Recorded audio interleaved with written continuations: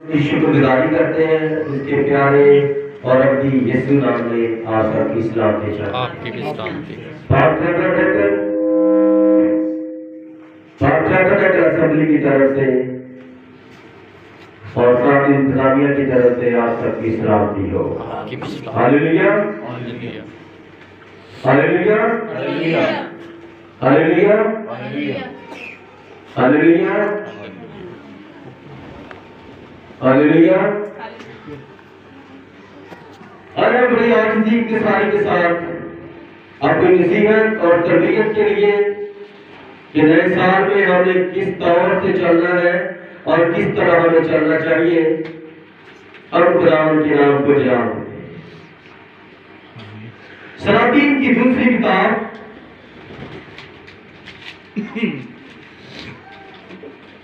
और उसका चौथा बाब और उसकी पहली आयत से लेकर 7वीं आयत तक, 7वीं आयत तक।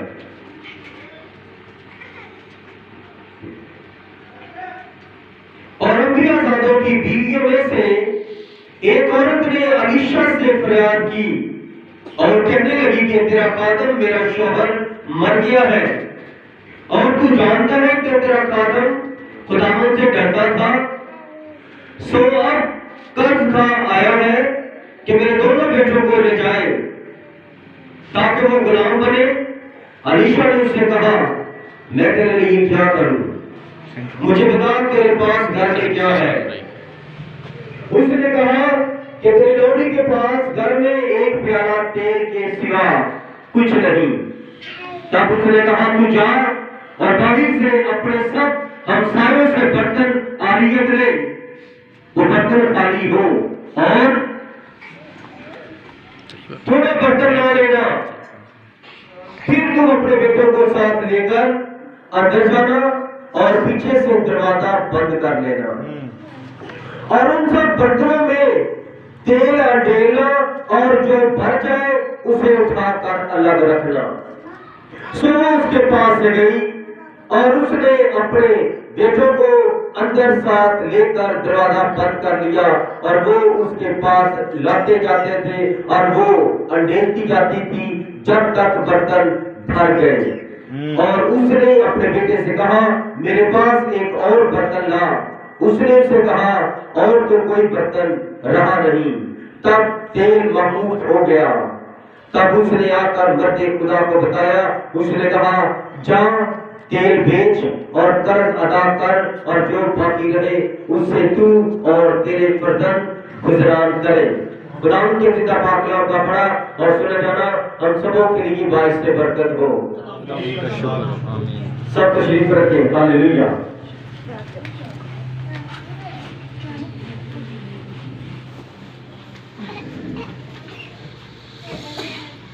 साल के इस पहले महीने में बड़े ही बाबरकत खुदावंद के ये मुकाशफात मिल रहे हैं, और आज ये खुदावंद ने बड़ा ही आला मुकाशफा और बड़ा वक्त का अजीम पैगाम दिया है आप सबके लिए। अलीशा कौन है?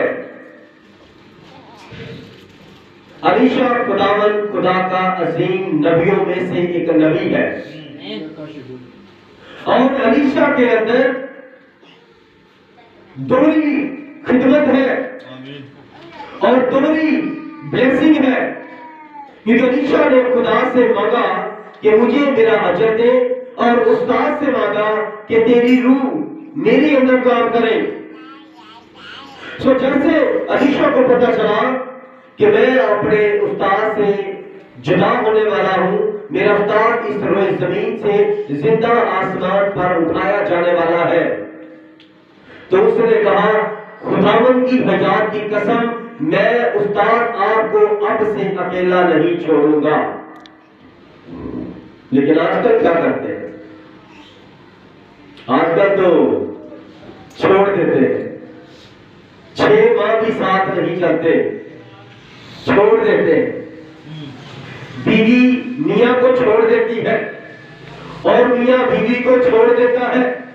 माँ बाप बच्चे की शादी करते हैं, बच्चे को छोड़ देते हैं। कलीसिया खादम को छोड़ देती है, सब छोड़ देते हैं। सिर्फ खुदावंद यीशु मसीह है जो आपकी बदतमीजी बर्दाश्त करता है, जो आपकी बेवकूफी बर्दाश्त करता है, जो आपकी नाअहली बर्दाश्त करता है, जो आपकी दूरी बर्दाश्त करता है। आप 6 माह खुदावंद के पास नहीं आते, आप 2 हफ्ते खुदावंद की शुक्रगुजारी घर में रहकर नहीं करते, और आप जानबूझकर बिस्तर में पड़े रहते हैं और दुआ का वक्त जाने देते हैं और जानबूझकर लेट होकर जाते हैं अपने जॉब पर, और खुदा का वक्त नहीं खुदा को देते।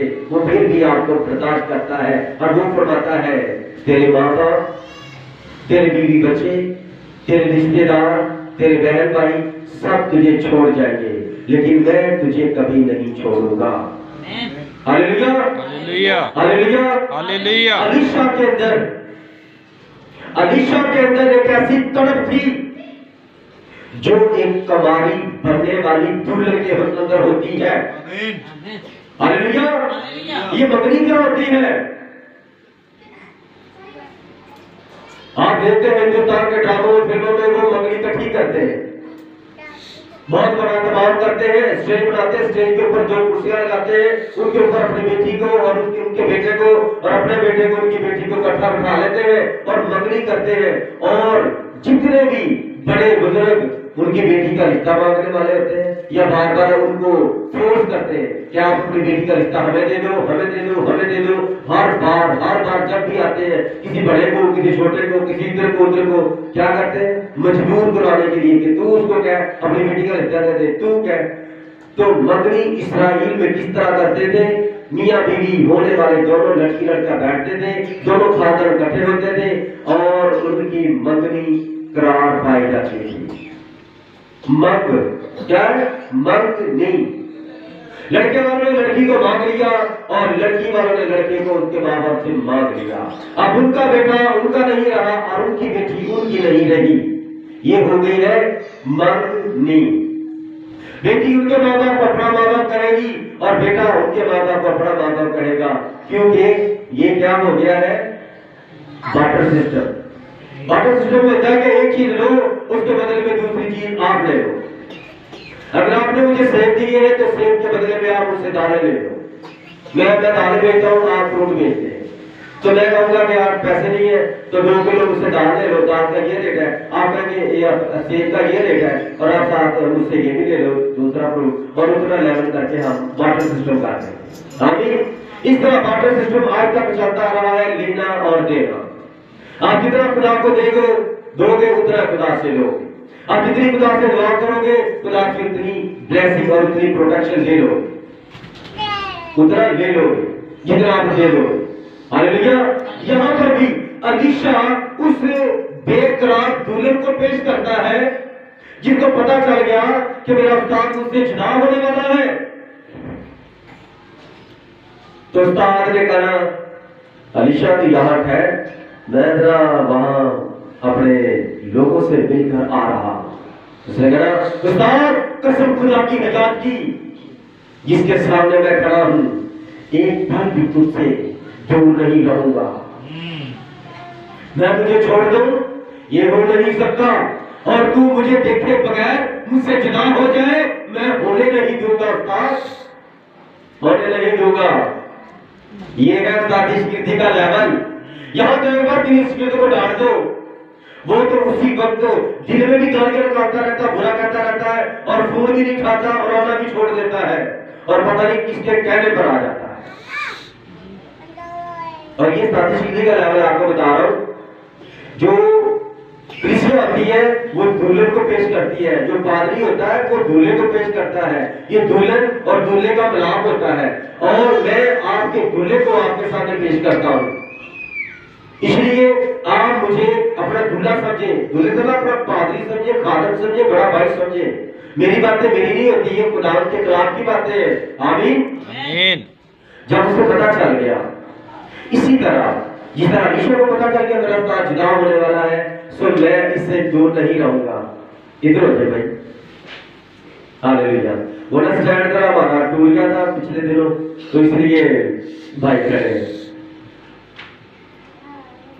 इसी तरह जब हम अपनी बेटियों को कहते हैं तो मंगनी करते हैं, तो मंगनी में छल्ला पढ़ाया जाता है। ये छल्ला किस उंगली में पढ़ाया जाता है? उल्टे हाथ की इस उंगली में।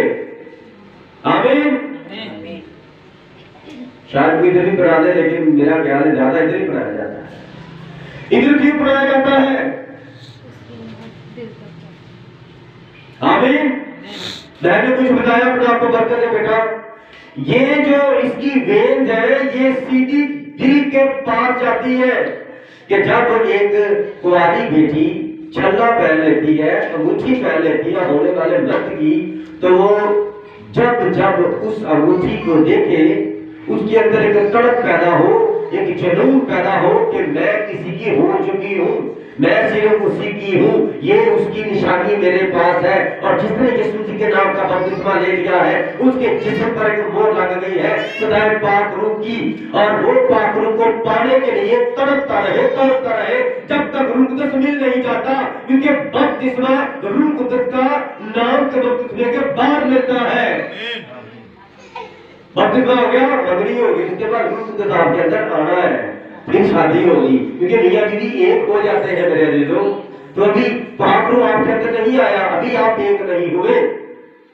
हालेलुया। यहाँ पर भी हम यही देखते हैं, जब इस नबी को, अलीशा नबी को मालूम हो गया मेरा उस्ताद मुझसे जुदा होने वाला है और जिंदा आसमान पर आ जाने वाला है, वो उसका पीछा नहीं छोड़ता था। आप भी अगर खुदा से इलाही बरकतें, मुकाशफे, अपनी जिंदगी, उसका पैगाम, उसके नाम की शक्ति और भक्ति मांगना चाहते हैं, तो फिर खुदा का धर्म मत छोड़े। ये कहावत है, जितना सीखो पूछोगे उतना सीखोगे। उस कहावत को अपनी जिंदगी पर लागू करो, मैं जितना खुदा के घर जाऊंगा उतना ही खुदा को मैं पाऊंगा। आमीन।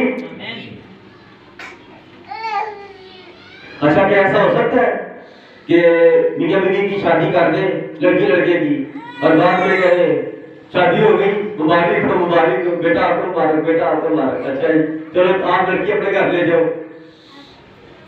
लड़की अपने घर, लड़का अपने घर, और 4 साल बाद 6 महीने बाद लड़का जाके लड़की को मिल लिया करे, उसके माँ बाप के पास जाए, खाना छाना खाए, लड़की को मिल के वापस आ जाए, शादी होगी। बस क्या ऐसा हो सकता है? ऐसा होता है? नो। तो ये बपतिस्मा लेने वालों की जिंदगी में ऐसा क्यों हो रहा है? बपतिस्मा लेने के बाद खुदा को तो मैं तेरे रूह को पाना ही नहीं। किसने रूह को तो पाया? किसके पास लेते हैं? किसके पास खिदमते हैं? 5 खिदमते 9 लेते हैं। कल जेल में मैंने यही टॉपिक था, वहां उन्होंने मुझसे सवाल किया कि हम कैसे बेहतरी ला सकते हैं, तो सब आदमी को 5-10 मिनट इस पर बात करें।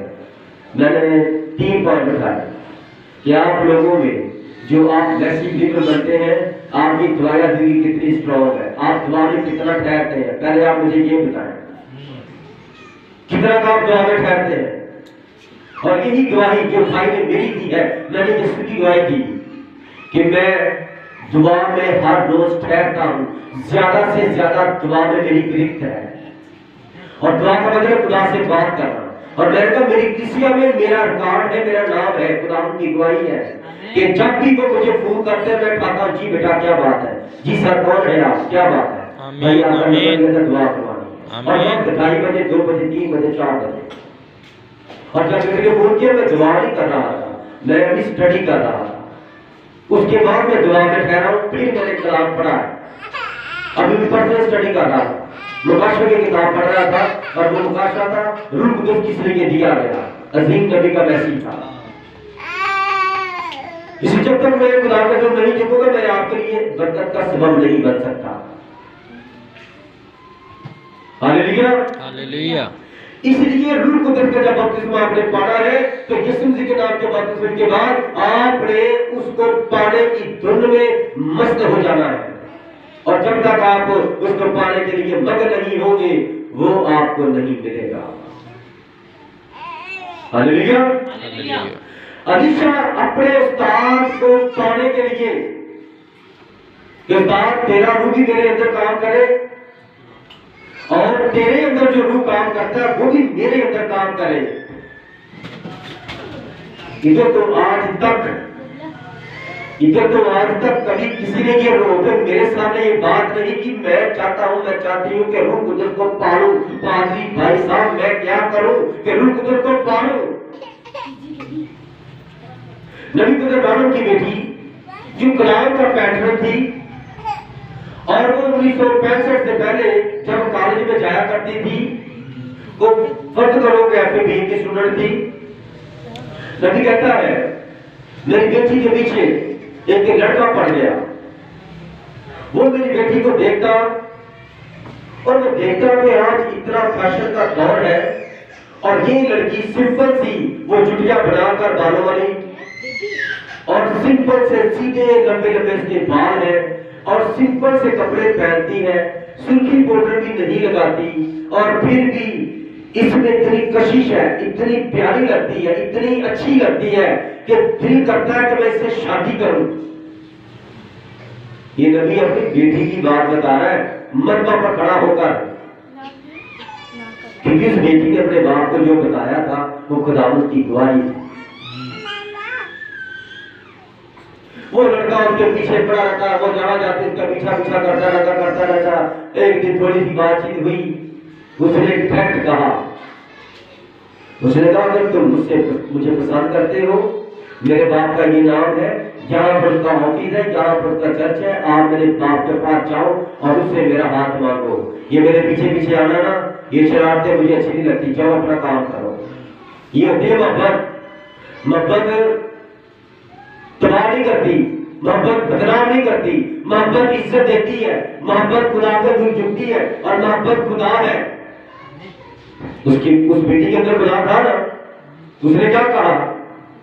उसने कहा मैं खादम की बेटी, अगर आप मुझे पसंद करते, मैं नहीं आपको पसंद करती, अगर आप मुझे पसंद करते हो तो मेरे बाप से बात करो। अगर तेरे अंदर कोई मर्दानगी है, मुझे चाहत रखता है मेरी, तो जा फिर मुझे बाप दे दे, लेकिन तरीका ये है मेरे बाप से मुझे मांग। तो मुझे पसंद करता है, चलो बस चलिए। इधर ये मोहब्बत, और भाग चले। कहां भाग चले? जहां कोई भी ना हो, और हम वहां भाग चले। फिर क्या होता है? जो लड़की अपने माँ बाप को छोड़कर भाग गई है, वो एक वक्त आएगा वो आपको छोड़कर भाग जाएगी। जो शख्स अपने माँ बाप को, अपने दीदों को छोड़कर खुदावंद के नाम को बदनाम करता है, और कोई लड़की या खुदावंद का इनकार करती है, गैरती हो जाती है, नकार करती है, वो यीशु को छोड़ देती है। पहली बार जो आप नेट पर अखबारियां सुनते हैं कि वो मसीही लड़की मुसलमान हो गई, उस लड़के ने एक मुसलमान निकाह कर लिया, वो मुसलमान हो गया, ये बाइबल है और बाइबल ये खुदा है। और मसीह का मतलब है खुदा के बेटे और बेटियां। दुनिया में सबसे मुश्किल काम है, सबसे मुश्किल काम है खुदा के बेटों को खरीदना। कोई खुदा के बेटों और बेटियों को खरीद नहीं सकता।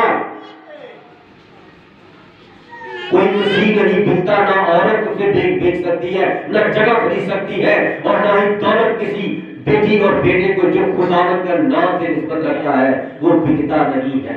आमीन। ये जिनकी गवाही आप सुनते हैं ना, वो धोबी के कुत्तों वाला साहब है उनका, वो ना करके ना काट के, ना उनको मजहब का पता, ना दीन का पता, ना खुदा का पता, ना नसीहत का पता, तो वो पैसे के लिए, औरत के लिए, मुरब्बा के लिए वो अपना ईमान बेच देते हैं। ईमान तो होता ही नहीं, अपना आप ही बेच देते हैं। जाए कलीसिया की तारीफ पढ़े, नया ड्रामा पढ़े, दूसरों को बचाने के लिए मसीहत खुद मर गई। मसीह यीशु खुदा का बेटा दुनिया को बचाने के लिए मर गया। उसने खुदा की मोहब्बत दुनिया से रखी और दुनिया को खुदा से मिला दिया और खुद दुनिया के लिए मर गया। मोहब्बत किसी के लिए अपना कुर्बान करती है, बदनाम नहीं करती। अलीशा जान गया था कि इसके अंदर खुदा की मोहब्बत है। मैं जब देखता हूं मेरे साथ खड़ा होता है, वो इस तरह अपना पर्चा उतारता है,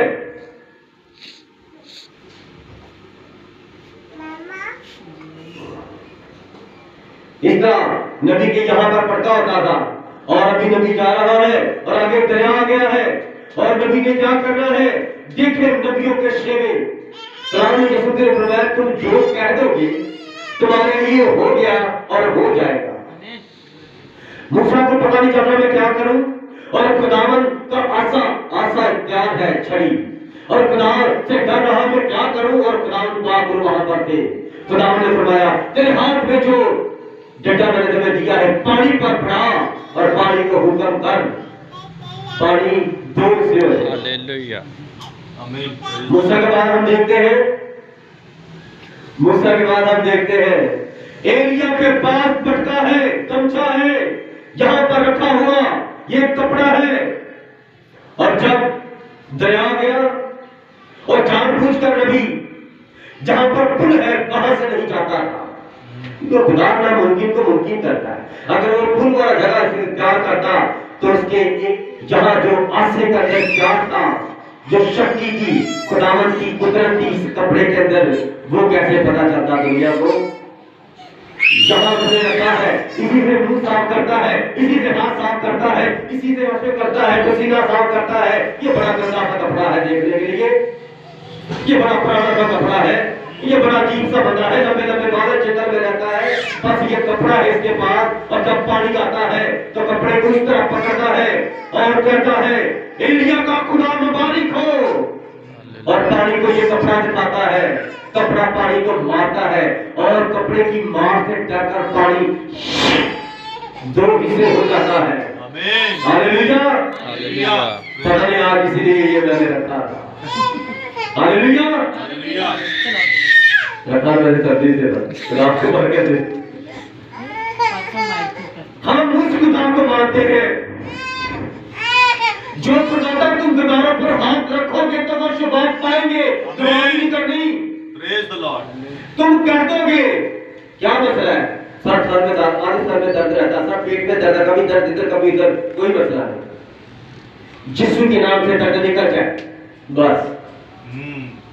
मैं कल भी जब मैंने खुदावंद की गवाही दी जेल में, तो जिस घर में मीटिंग हो रही थी, फेलोशिप मीटिंग, उस घर में उस घर का सरबराह बीमार था, उसका बेटा मेरे पास आया, हाँ में कहता है पास जब सब चले जाएंगे ना तो आपने ना मेरे अब्बू की दुआ कर। मैंने कहा तो क्या होगा, कहते वो बीमार है। मैंने कहा आपने ईमान रखा है ना, कहता आपके सामने मैं आपके पास आया स्पेशल कि आप मेरे अब्बू के लिए दुआ करें। और सेमिनार था, पादरी हमारे पाकिस्तान से इकट्ठे हुए थे वहां पर, और 25-30 पास्टर थे या इससे ज्यादा हो।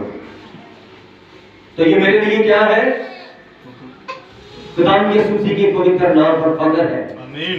और मैं ये नहीं कहता कि वो भाई मेरे से कम है, ना ना, वो मुझसे ज्यादा है, लेकिन जो मैंने खुदावंद यीशु मसीह की गवाही दी थी, वो गवाही ईमान सुनने से पैदा होता है, वो गवाही उस बंदे के अंदर घर कर दी। Praise the Lord. उसके मानता है मैं दुआ करूं, वो चाहता कि हम सब भाई दुआ करें, तो ऐसा ही होता था। तो सारे थोड़ा सा बाहर गए, थोड़े देर बाद में रह गए। मैंने कहा अंदर जाके दुआ की, मैंने कहा जी भाई क्या बात है, फिर बस बुखार हो गया, जिसम दर्द कर रहा और ये ठीक नहीं हो रहा काफी दिनों में, कभी ठीक हो जाएगा, यीशु पर ईमान रखा है, खुदा यीशु ने फरमाया है और नबी ने बताया है कि तुमने दुआ नहीं करनी, बीमारों पर हाथ रखने हैं। लेकिन मैं क्योंकि आपको पहली बार मिला हूँ, मैंने आपको कलाम बताया, मैं पहले दुआ करूंगा और बाद में आप पर हाथ रखूंगा ताकि आपका ईमान हो जाए मुकम्मल। ये खुदा का कलाम है। आमीन। आमीन। मैं दुआ की, मैंने कहा जी भाई मैं तो बची, प्रेज द और लॉर्ड। जो आप क्या कहते हैं वही आप होते। अब अगर आप कहेंगे ना कि मैं बीमार हूँ आज काम पे नहीं जाना, हो जाएंगे बीमार नहीं ना, मैं हो जाएंगे बीमार, क्योंकि झूठा आपने बोला और झूठा पुलिस है, तो पुलिस आपको देख रहा तूने झूठ बोला, तूने कहा ना फुल में बीमार हूँ, मैं तेरे अंदर आ गया, मैं बीमारी हूँ। ऐसे होता है आप अच्छे खास इंसान के अंदर, आजकल ऐसे होता है।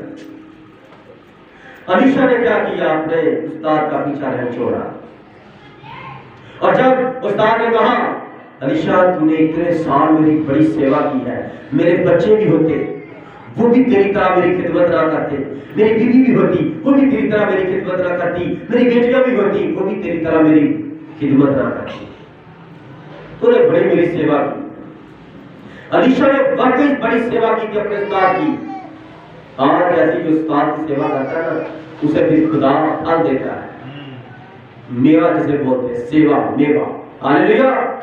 खुदा की तरफ से अजर है हर चीज का, हर काम का। जब उसने इतनी खिदमत की और उसने कहा, उस्ताद तेरी रूह का दूल्हा मेरे अंदर आ जाए। उसने कहा निशा तू क्या मांग रहा है, ये मेरे पास में नहीं है कि जो रूह मेरे अंदर काम करता है वो उसको मैं कैसे हुक्म करूं। मैं नहीं हुक्म कर सकता, ना ही मैं उसको कह सकता हूं, उसकी अपनी मर्जी। लेकिन क्योंकि पाक रूह सुन रहा था और सुन रहा था उसकी ताबेदारी और मोहब्बत और वफादारी। ठीक है, उसने कहा एक शर्त है, जब मैं तुझसे जुदा होकर आसमान पर उठाया जाऊंगा तेरी आंखें मुझे देख लेगी तो तेरे लिए ये हो जाएगा। हालेलुया। अगर आप भी खुदा को पाना चाहते हैं तो आपकी आंखें भी इस तरह खुदा पर लगी रहे। कब आग नाज़िल होती है तब आप पर उसका जलाल जारी होगा। आमीन। वक्त आ गया, कट्ठे काश गीत जा रहे थे, एकदम से आसमान से आसमानी रथ, आग का बना हुआ घोड़ा और रथ इस तरह आग आई। और जब आग आई तो उस आग ने क्या किया, उस्ताद और शहीद को, बाप और बेटे को जुदा कर दिया। और उस तरह डर के मारे देखी जा रहा है और उस तरह रथ उसको उठाकर आसमान पर ले गए। आमीन। Praise the Lord. रथ किसके लिए उतरते हैं आसमानों से, जो खुदा का काम करके थक जाता है। सिर्फ दुनिया में ये वाहिद लंबे बालों वाला जंगल में रहने वाला एक नबी गुजरा है। इतना थक गया था खुदावंद की खिदमत कर करके, एक रोटी खाई और एक सराही में से पानी पिया और इतना सफर किया कोहे किरमत से लेकर कोहे सीना तक पैदल चलता रहा। बड़ा थक गया था, खुदा जहां भेजता वहां चला। क्रेक किनारा पर चला जा, तेरे लिए वहां कौवों का इंतजाम मैंने मुकर्रर कर दिया, कौवे तेरे लिए गोश्त लाएंगे। शरीयम की औरत के पास चला जा, गैर कौम की औरत मैंने तेरे लिए मुकर्रर कर दी है, वो तेरे लिए खाने का बंदोबस्त करेगी। थक गया था नबी, खुदा का काम करते करते इंसान था। और खुदा ने जब वो थक गया तो उसके लिए आसमान के रथ भेजा। क्यों उसको जिंदा उठा लिया था? क्योंकि जो जिंदा होता है वो दोबारा जो छत पर चढ़ता है वो जिंदा है और वो छत से उतर भी सकता है। खुदा ने उसको दोबारा इस्तेमाल किया। हालेलुया। इसलिए वो जिंदा आसमान पर उठाया गया, उसने वापस लिया। आमीन। यहाँ पर उस्ताद आसमान पर उठाया जा रहा है और शहीद उसको देख रहा है और जाते जाते उसकी जो चद्दर थी, जो उसका गमछा था, वो नीचे गिरा और उसके शिगिर्द के ऊपर पड़ गया और उसने पकड़ा और यहाँ रखा और वो भी चलना शुरू हो गया दरिया जसर की तरफ। और जब दरिया आ गया तो उसने भी वो कपड़ा उतारा और उसने घुमाया, एलिया का खुदा कहाँ है? इस तरह जब उसने मारा तो पानी दो हिस्से हो गया। यीशु ने क्या कहा, जो कुछ तुम कह दोगे दुआ में हो गया और हो जाएगा। जो कुछ तारे पानी को हुक्म दिया हुआ, जो शिगिर्द ने हुक्म दिया पानी को हुआ। होना चाहिए आज भी ऐसे। हालेलुया। ये हम कोई नर्सरी, केजी और प्रेप का 5वीं तक का स्कूल नहीं चला रहे कि बच्चों को एनिमेशन और कार्टून बना के दे और बच्चे खुश हो जाएं और फिर उनको टैबलो कर करके सुनाएं और दिखाएं और बच्चों को खुश करें। आप कोई पहली दूसरी क्लास के बच्चे नहीं, आप खुदा के बच्चे हो। और यीशु ने फरमाया, जो मुझसे मोहब्बत करता है वो मेरे कलाम को पढ़ता सुनता अमल करता है और जो काम मैं करता हूँ वो भी करेगा। तो आप क्यों नहीं अभी तक ये काम कर रहे जो यीशु करते थे? चेक करो अपने आप को। हालेलुया। और जो प्रस्ताव काम करता था वो शिगिर्द कर रहा है और शिगिर्द के अंदर 2 रूहें आ गई हैं, एक पाक रूह और एक उसके साथ नबी का रूह। और एक बदन में कितनी रूहें हो गई? 3, एक एलियस और एक अलीशा की अपनी और एक पाक रूह उसके अंदर काम कर रहा है। आज भी जो दुल्हन की तैयारी करवा रहे हैं, जो दुल्हन है जिसके लिए मैसेज खुदा ने नबी ब्रदरान के वसीला से दुनिया में फैलाया, वो दुल्हन है। और दुल्हन किसकी तस्वीर है? दुल्हन अलीशा दुल्हन की तस्वीर है आमीन। और दुल्हन अलीशा की तस्वीर दुनिया में पेश हो रही है। आमीन। और जो दुल्हन है, दुल्हन के अंदर दूल्हे का रूह है और दुल्हन हर वक्त दूल्हे को सोचती रहती है, मैं उससे मिलने वाली हूँ, मैंने तैयारी करनी है, मैंने नहाना है, मैंने धोना है, मैंने साफ कपड़े पहने हैं, मैंने अपने आप में ऐसे रहना है, मैंने आप में ऐसे रहना है, मेरा दूल्हा ऐसे रहता है। हमें दूल्हे का पता होना चाहिए वो कैसा पाक साफ है। हालेलुया। जब ये अलीशा आसमान पर उठाया गया, उस बात से जुदा हुआ, उसकी चद्दर उस पर आई, ये बात नए अहदनामे में कहां पर पूरी करती है? जब शिगिर्द आसमान पर जाते हुए अपने स्थान को, खुदावंद को, हमारे प्यारे यीशु मसीह को देख रहे थे, वो बातें कर रहा था उनके साथ और बातें करते करते आसमान से एक बादल नीचे आया और वो बादल उसका रथ बन गया, उसका तख्त बन गया, उसके पैरों के नीचे आ गया और उस बादल ने उसको इस तरह उठा लिया कि तू थक गया है, तू खुदा का बेटा है, आ बैठ जा। अब तू थक गया है, तू आकर आसमान पर खुदा के तख्त पर बैठ जा। आमीन। बेटा थक गया था दुनिया में खिदमत करते करते और ज़बूर 110 में बड़ी खास, बड़ी आला बात लिखी है।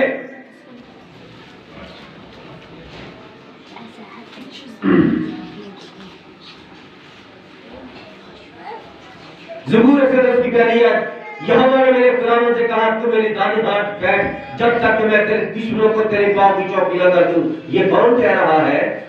खुदा अपने बेटे से फरमा रहा है, तू थक गया है, आजा, मेरी तूने खिदमत की है जमीन पर, अब मेरे तख्त पर धनी तरह मेरे बैठ जा और मैं तेरे दुश्मनों को तेरे पांव की चौकी कर दूंगा।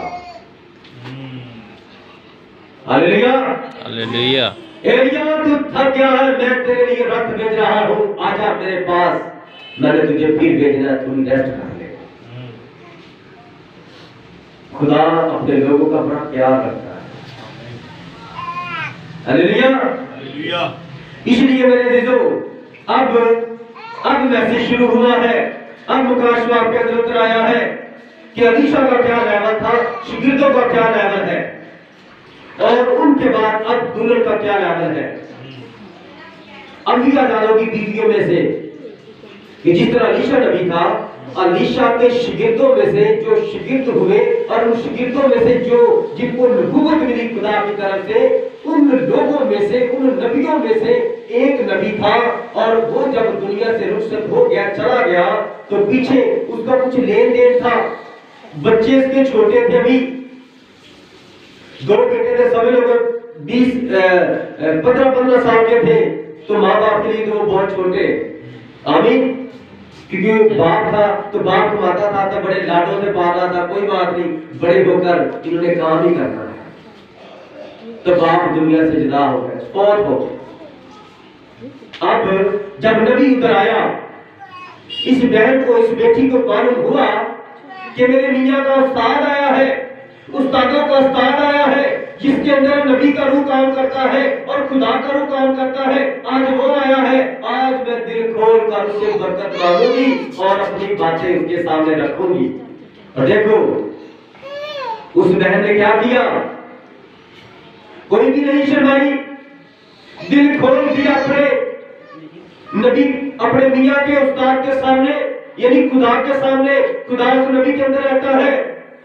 तो उसने कहा कि मेरा मियां खिदमत गुजार था खुदा का और आपका शिगिर्द था और नबी भी था, और अब वो दुनिया में नहीं रहा और अब मेरे बच्चे इस काबिल नहीं हुए और मैं भी थोड़ा सा गुजर बसर करने के लिए कमाती हूँ, लेकिन हम पर कर्जा है बहुत ज्यादा, और कर्ज खाकर मेरे बच्चों को उठाकर ले जाएगा और गुलाम बनाकर रखेगा जब तक कर्ज नहीं उतर जाता। तो तू उस्ताद है, मैं तेरे की मिन्नत करती हूँ, मुझे कोई हल बता, मैं क्या करूं। हर एक मुश्किल का हल, मुश्किल किशा अंबिया ज़ादों का आला रहबर रहनुमा खुदाए कदूस अब्दियत का बाप और सलामती का शहजादा अपने मसीह के वसीला से काम करता है। कोई दुनिया का सवाल नहीं जो उसमें पूरा ना हो, कोई दुनिया की ऐसी मुश्किल नहीं जो यीशु के नाम से हल ना हो, कोई दुनिया की इस तरह परेशानी नहीं, कोई बीमारी नहीं, कोई जिन भूत ऐसा नहीं है जो उसके नाम से ना निकले। नहीं निकलता तो आपकी बेतकादी से नहीं काम होता, अगर होता है तो आपके ईमान की मजबूती से होता है। आमीन।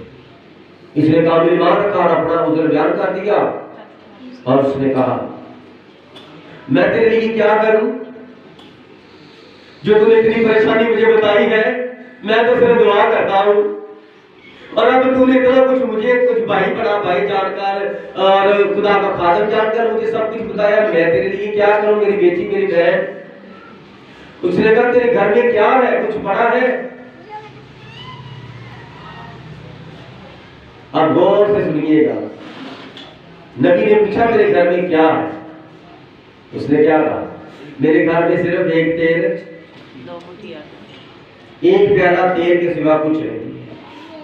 वो प्याला कितना होता है? हमारी छोटी छोटी प्याली है, समझ लो इतना होगा या इतना बड़ा प्याला होगा, इतना भी होगा ना प्याला, ठीक है।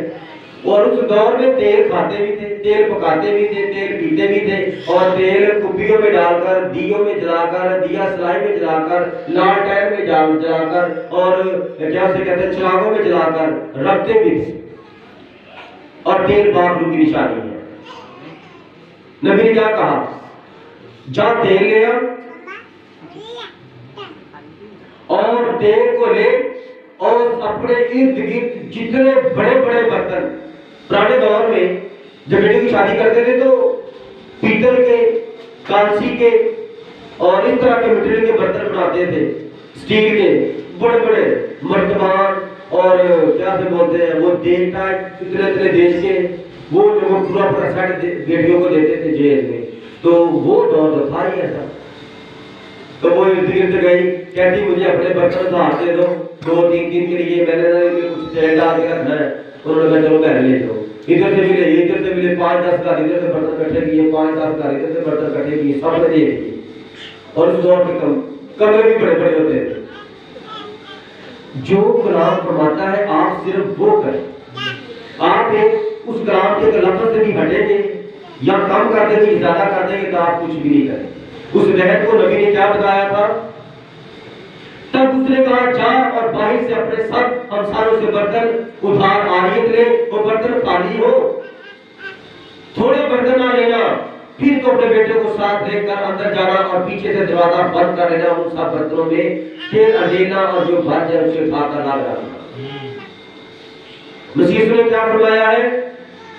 तू अपनी कोठरी में जा, अलग सारे घर वाले इधर बैठे, तू दूसरे कमरे में जा, सब नीचे कमरे बैठे, तू ऊपर वाले कमरे में जा और अंदर से दरवाजा बंद कर और सीधे में चला जा।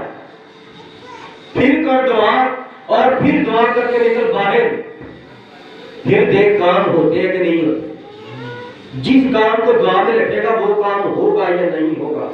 हालेलुया। नबी ने जो कहा उस बेटी ने वही किया। उसको पैसे चाहिए थे तो नबी ऐसा नहीं होता, खुदा हीला वसीला करता है कि वो दुआ करता तो उसके घर में पैसे पैसे हो जाते, हो सकते थे, सारा घर ही पैसों से भर जाता, सोने का घर बन जाता। लेकिन ये शैतानी का, ये खुदा के काम नहीं है। खुदा वक्त के मुताबिक तरतीब के साथ काम करता। उसके घर में तेल था, तेल जरूरत नहीं है। खुदा ने फरमाया जा, खुदा ने फरमा रहा है ना, किसके अंदर होगा? नबी के अंदर होगा। आमीन। अलीशा कह रहा है, अलीशा के अंदर खुदा पाक रूह कह रहा है, वरना अलीशा के कहने पर तो ये नहीं ना होगा।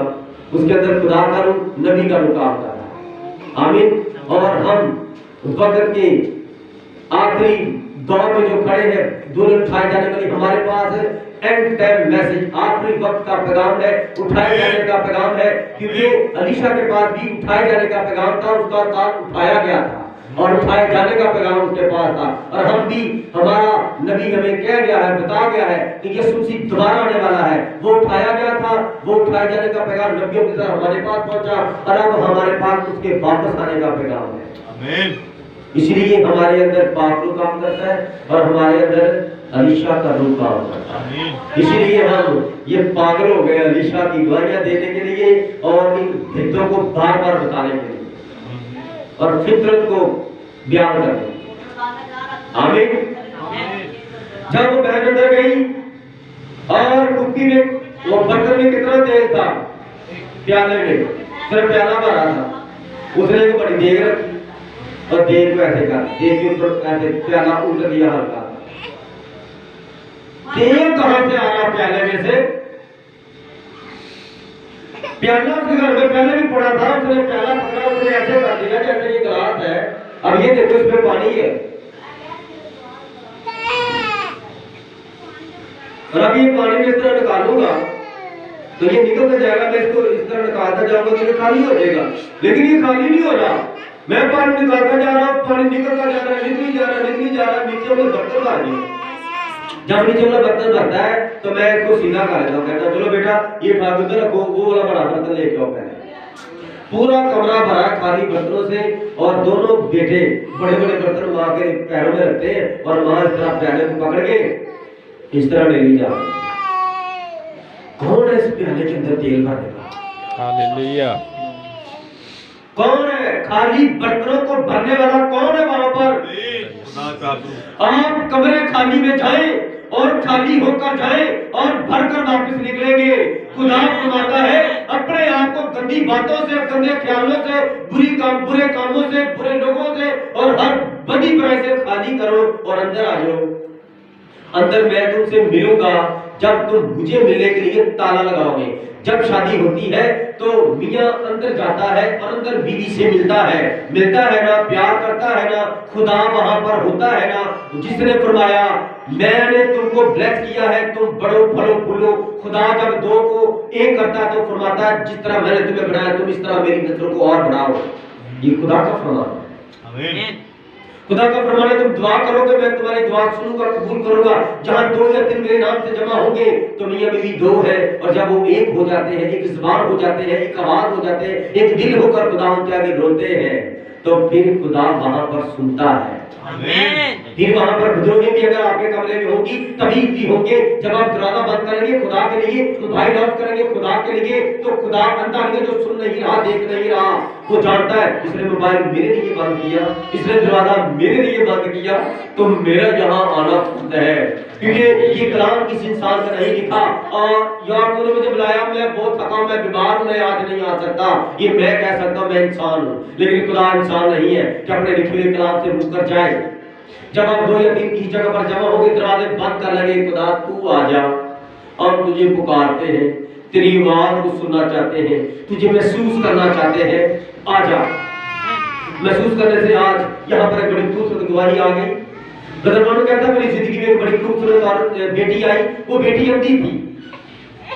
मैं एक जगह पर खिदमत के लिए गया तो वो बेटी बहुत खूबसूरत खुदा का कलाम गाती थी, खुदा ने बड़ा ब्लेस किया था, लेकिन अंधी थी, बहुत प्यारा गाती थी, बहुत प्यारा गाती। उसके गाने से लोग रोना शुरू हो जाते थे, ब्लेसिंग पाना शुरू हो जाते थे। इतनी आवाज उसकी मशहूर हो गई, बड़े एल्बम मशहूर हो गए, बहुत बड़ा दारा, ऑडियो का बहुत बड़ा दारा, गाने बजाने वाला का बहुत बड़ा दारा। उसकी बेटी के पास गया, कहता दीवार बड़ी अच्छी है, आप गीत गाती हो, आपको क्या मिलता? कुछ भी नहीं मिलता। कोई चंदा दे देता तो दे देता, नहीं देता तो नहीं देता। तो आप होती थी, आपको पैसे की भी जरूरत है, आपको अपनी अपनी आगे अगली जिंदगी की जरूरत है। शैतान उनके अंदर होकर बड़े बड़े को प्रोपोगंडे कर रहा है, उसको तोड़ रहा खुदा से। आप ना हमारे लिए गाने गाओ, हम आपको मुंह मांगे पैसे देंगे, हम हमारे लिए वो लड़की काम करती है, वो शायर काम करता है, वो गुलकार काम करता है, हम उसको इतना पैसा दे रहे हैं, लेकिन आप पहली बार हमारे लिए गाएंगी तो हम आपको अभी चेक साइन करेंगे, एडवांस देंगे और फिर इतना देंगे, हमारा आपके साथ कमिटमेंट हो गया। उस बेटी ने क्या कहा, मुझे मीना का अगर आज की बेटी होती ना तो पैसे से मुकर जाती जाती, ठीक है। और आज वो भी ऐसे ना, आज बड़े बड़े लोग देखे शादियों में जाते हैं, वही डीजे वही गाना वहां पर शरारतों के लिए इस्तेमाल हो रहा है, गानों के लिए, और फिर चर्च में खड़े होकर गाते हैं तो फिर वहां पर कहते हैं आप ऐसा ना करें, आप ऐसा ना करें, बैठ जाए, ये खुदा का काम है, खुदा का वक्त है। तो जो उनको जानते थे कहते हैं वो वक्त क्या था जब तू वहां पर भंगड़े डाल रहा था, जब तू वहां पर गाने गा रहा था। होश ना कितना ना बैंड है, होश ना, ये हम बैंड बूट को नहीं मानते क्योंकि उनका बैंड बजा हुआ खुदा की तरफ से। खुदा का काम नहीं कर रहे, शैतान का काम कर रहे हैं, वो आप भी गा सकते हैं। एक बार एक लिंक दिखाया कि देखो मैं होश शना के साथ ये मैं कीबोर्ड बजाता हूँ, ये देखें। जब उसने बैंड दिखाया मैंने कहा अच्छा, लेकिन ये तो शादी प्रोग्राम है, ये तो गाने गा रहे हैं। कहते हाँ वो फिर उधर शादी की पहले तो उन्होंने गीत गाए, बाद में शादी में गाने गाए। क्या हो गया, ये खुदा की खिदमत है। जितनी खुदा जितनी शैतान की खिदमत भी करते हैं और खुदा पर लानत भेजता है, बुरी रूह भेज देता है कि आप यही गंद मारते रहे। ऐसे नहीं हो सकता कि आप अपनी बीवी के पास भी गए तो बाद में किसी कस्बी के पास भी चले गए, ऐसा नहीं है। खुदा की लानत है आप पर। खुदा ने बीवी इसलिए दी है, बीवी आपको गुनाह से बचाती है। खुदा ने आपको कलाम इसलिए दिया है, आप बड़े गुनाहों से बचे। Hallelujah hallelujah. उस बेटी ने क्या कहा, कोई बताएगा उस बेटी ने क्या कहा? उसने कहा नहीं मुझे पैसा नहीं चाहिए, मैं सिर्फ ये आवाज खुदा ने मुझे बना दिया है। मैं देख नहीं सकती, कोई बात नहीं, अच्छा मैं नहीं देख सकती, मैं देखती तो शायद देखकर मुझसे गुनाह हो जाता। मैं अच्छा करती नहीं देखती, मैं गाती तो खुदा के लिए गाती, मैं गाती हूँ, मैं नहीं हूँ, मेरा खुदा अंदर नहीं है। हालेलुया।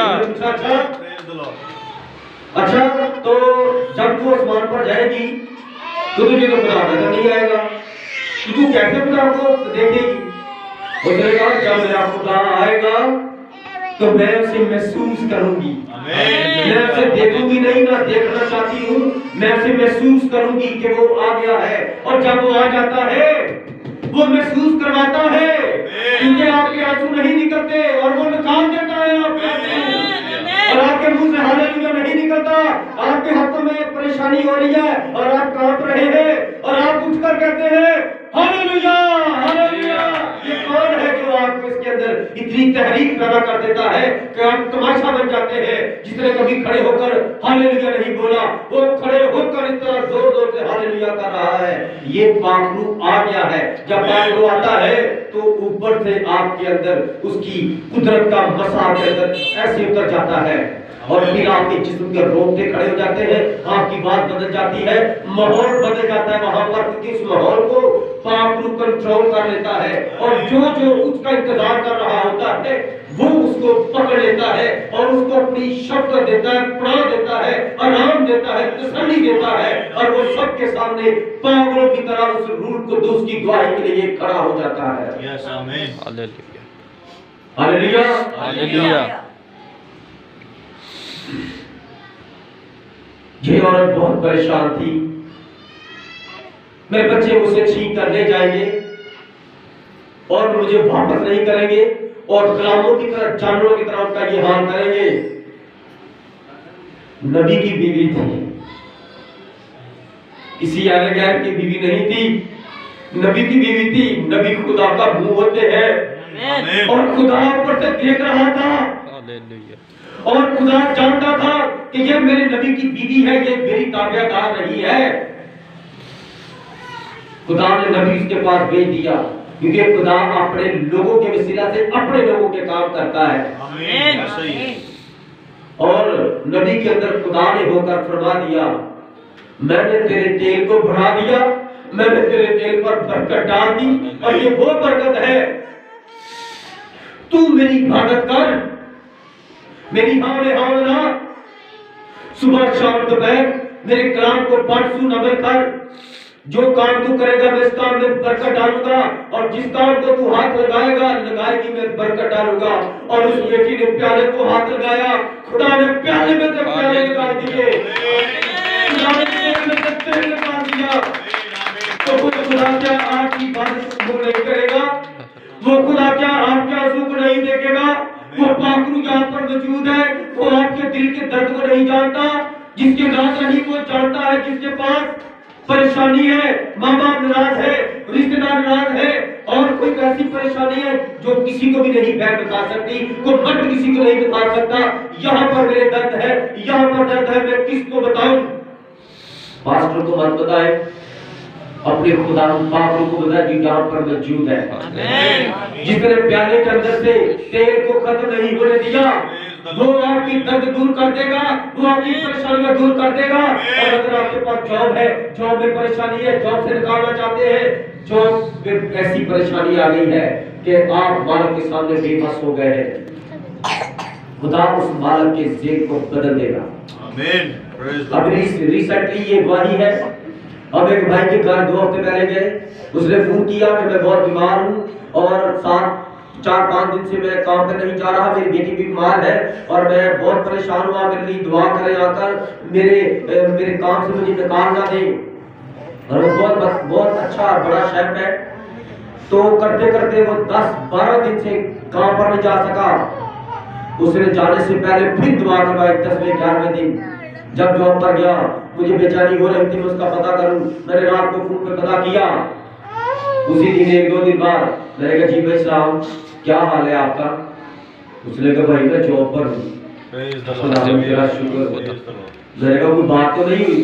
कहता नहीं, आपको पता है कि मेरा बड़ा ईमान है, मेरा ईमान था कि आपसे मैं दुआ करवाऊंगा तो मेरे मालिक मुझे बुरा नहीं कहेंगे। Amen. Amen. Praise the Lord. तो ये खुदावंद पाक है जो आपके ईमान को जानता है, परखता है।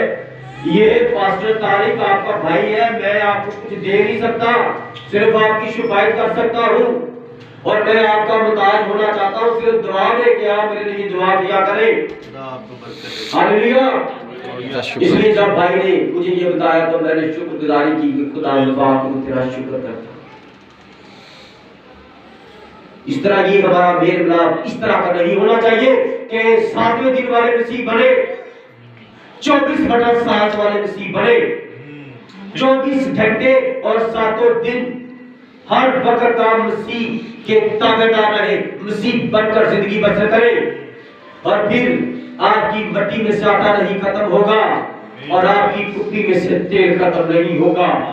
और जो कलाम सुना करते थे कि तेल की कुप्पी में से तेल खत्म नहीं होगा, आज कलाम के अंदर से कलाम मिल गया है, इसके पास सिर्फ तेल ही था। अगर मट्टी में थोड़ा आटा भी होता तो वो भी भर जाती मट्टी, कई मट्टियों में आटा भर जाता, लेकिन सिर्फ तेल था। तो नबी ने कहा तेल है, तो जब खुदावंद यूं फरमाता है तेल में से तेल निकलेगा और तेरे खाली बर्तन भर देगा और तू कारोबार करना उस तेल से, तेल को मार्केट में बेच देना, थोड़ा सा अपने रख लेना और अपना कर्ज चुका देना। मैं तेरे रोटी पानी पर बरकत डालूंगा, बस तू खुदावंद अपने खुदा की इबादत करना, उसकी शुक्रगुजारी करना, हम के तारीफ के गीत गाना और ये देखते रहना कि वो पाक रूह खुदा है। अगर कोई बीवी अपने घर में अपने मियां को गाली निकालती है, मियां घर में नहीं है, उसकी क्या वजह उसको गाली निकालती है, याद रखना बाइबल का मुकाशफा ने खुदावंद यीशु को गाली निकाली। आपने यीशु को देखा है तो अपने मियां को तो देखा है ना आपने। तो कलाम फरमाता है मर्द का सर, औरत का सर मर्द है, मर्द का सर मसीह है, मसीह का सर खुदा है। जिस औरत ने अपने मर्द को गाली निकाली, उसने यीशु को गाली निकाली, जिसने यीशु को गाली निकाली, उसने पाप रूह को जो यीशु के अंदर रहता था उसने इसको गाली निकाली, उसने दुनिया के खालिक और मालिक को गाली निकाली। वो औरत कहां से ब्लेसिंग पाएगी? मुझे ये बता दे आप। वो औरत क्या दुआ करेगी? वो जितने मर्जी रोजे रखे, जितनी मर्जी दुआ करे, जितनी मर्जी खराब करे, जितना मर्जी चर्च जाए, वो खुदा को गालियां निकाल के उसके बाद उसे मानती है। तो खुदा है कितने? एक ही खुदा है। ये आपके अंदर एक ही खुदा है, वही इस बादल के अंदर अभी जो सब कुछ सुन रहा है, देख रहा है और इस वक्त की आसमान पर फिल्म बन रही है, ये फिल्म बन रही है, एक आसमान पर फिल्म बन रही है कि मैं उसकी गवाही ठीक दे रहा हूं। और जो औरतें अपने मर्दों के काम करते हुए मर्दों को बुरा भला कहती है, वो खुदा को कहती है। नबी बदरबान कहता है किसी कलीसिया की हालत देखनी है तो उस इलाके में, उस कलीसिया में उन औरतों की हालत देख लो। किसी पादरी की हालत देखनी है, उसकी बीवी से पूछो, और किसी कलीसिया की हालत देखकर आपको पता चल जाएगा ये कितने के मसीह है। और मैं आपको ये नहीं कहता, मैं कहता हूं आप अपने आप को देखें कि आपने पिछले साल खुदा के लिए क्या किया है। और अब नया साल शुरू हो गया है, 1 महीना आधा महीना खत्म होने वाला है और आपने खुदा के लिए क्या किया है। इस साल शुरू हो गया, जो दूसरा हफ्ता ढाई हफ्ते होने वाला है, क्या किया है खुदा के लिए। और आगे जो 11 साढ़े 11 माह रह गए हैं, उसमें आप खुदा के लिए क्या करोगे? वही झूठ फरेब, वही मकर, वही अकड़ और वही गुरूर, वही घमंड। हम कुछ भी नहीं है, हम गुरूर करते हैं, घमंड करते हैं, हम दूसरों को तंग करते हैं। खुदा को ये सब कुछ बुरा लगता है।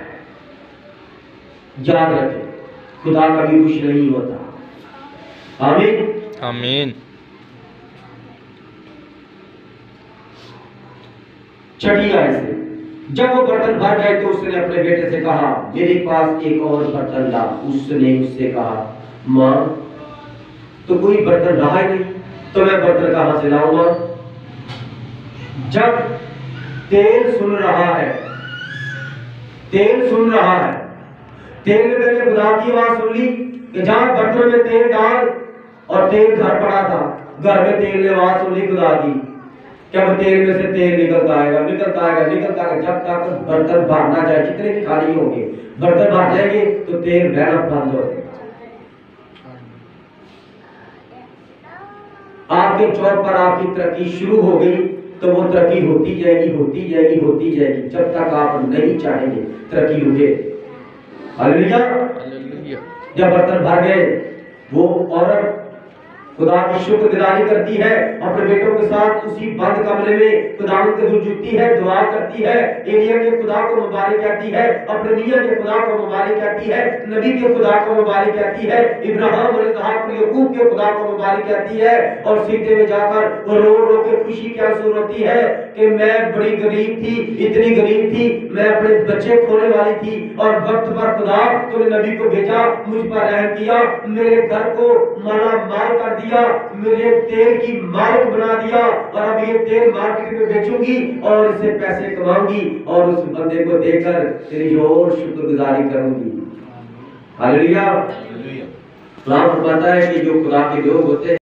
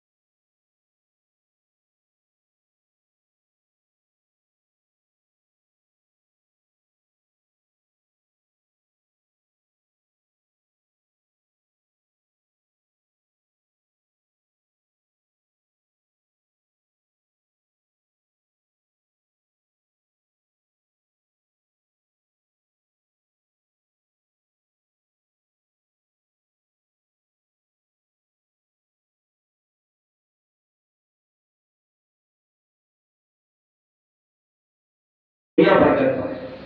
हालेलुया। इसलिए मेरे अजीजों, जिस तरह आज सारी दुनिया हमेशा की ये गवाही खिदमतगारी में और नबी की इस बीवी और उसके बच्चों की गवाही सारी दुनिया पढ़कर बरकत पा रही है, मैंने बरकत पाई है, आपने बरकत पाई है, आने वाली नस्लें बरकत पाएंगी जब तक मसीह यीशु आ नहीं जाते। आपकी गवाही भी जब जब कुछ सुनेगा तो बरकत पाएगा। आप भी इस बहन की तरह खुदावंद की ऐसी गवाही बन जाए कि आपकी जिंदगी में आगे खुदा का जलाल चाहिए। हालेलुया। हालेलुया। खुदावंद की जिंदा पाक का पढ़ा और सुना जाना हम सबों के लिए बाइस से बरकत हो। खुदावंद इस मुकद्दस कलाम के वसीला से आपको बरकत दे, शफकत दे, हिम्मत दे, भलाई दे। आए शुक्रगुजारी करें खुदावंद की, खड़े हो। गॉड ब्लेस यू ब्रदर जी। आमीन।